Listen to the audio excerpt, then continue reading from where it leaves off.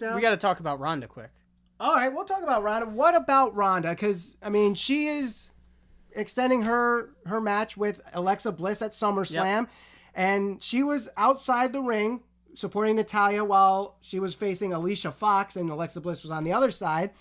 And, you know, I mean, it was typical Ronda Rousey, and I think that match is one that I'm looking forward to. Not as many as... the 3 matches I'm definitely looking forward to right now are the 2 championship matches and Daniel Bryan versus The Miz. This one here, it's not a bad mid-card match, and I think they're building it up somewhat nicely with the suspension and everything. And this was her first appearance since she was relieved from her suspension. I think they've been booking Ronda very well so far. I couldn't disagree more. I think that there's so many holes and so many errors with this storyline, from the beginning of her being suspended to her being gifted a title shot to them not actually building and making the fans want to see her get her hands on Alexa Bliss. The fact that they don't take the time to have Alexa Bliss go out there every single week and talk about how Ronda Rousey is suspended, and the same way Carmella goes out there and brags about how she's the champion, every week Alexa Bliss should go out there and talk about how she got Ronda suspended and how when she comes back, she doesn't, she's an underrated rookie or whatever. Well, she kind of has been calling her an underrated rookie the whole time, though. She has, but it hasn't felt important. They haven't. Ronda Rousey, okay, here's the thing. Ronda Rousey is a big star because she's established before she's gotten to the WWE. She's a cash cow, whether she's in the UFC or she's in the WWE. Part of the problem is when she comes out continuously week after week and smiles and waves to the fans and shaking hands. You're Ronda Rousey. You're a former UFC champion, one of the baddest people on earth. She could probably beat up half the men in the locker room. Stop smiling. You're not an underdog. You shouldn't be expected to be an underdog. Yes, this is WWE and it's different than UFC, but you're a legitimate badass. These people are pretending to be badasses.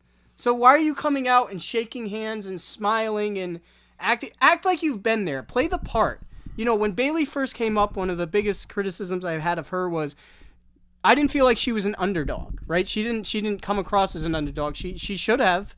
They didn't establish her as an underdog. So why should Ronda Rousey come out week after week and smile and act like she is an underdog? You're not. You're a legitimate badass. I don't think it's that she's booked as an underdog or makes it look like she's an underdog. Her mannerisms suggest that she's naive and that she's not confident in herself.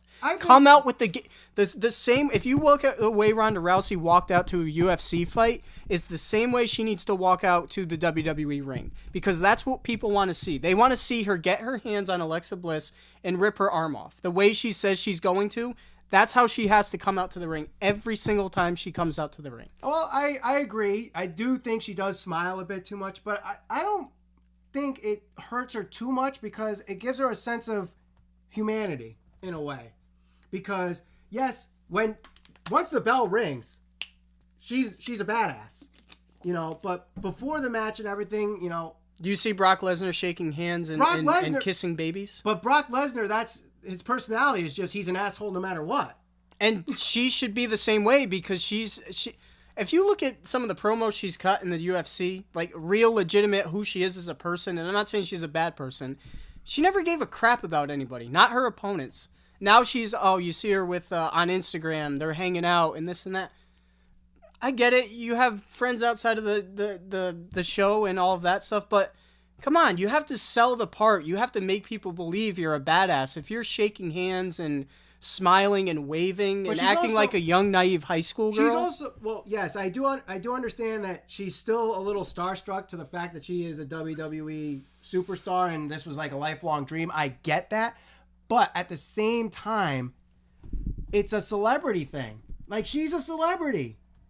She's a celebrity coming from the UFC, which is I understand the world's premier fighting organization. I understand and that. She was a cash cow there because she kicked everybody's ass. I get it. And yes, she probably should be smiling less, but I don't think it ruins her credibility because of it. I think it does, and I think a lot of people would. I don't know. Maybe people disagree. That's how I see it from me watching the show. I'm not at the point where I'm clamoring to see Ronda get her hands on Alexa Bliss, and I feel like I should be, because the whole point of having her suspended was having Alexa being able to avoid Ronda Rousey. And I'm not to the point where I'm like, I can't wait to see this match. I think it will deliver, but the build to it to this point, I could kind of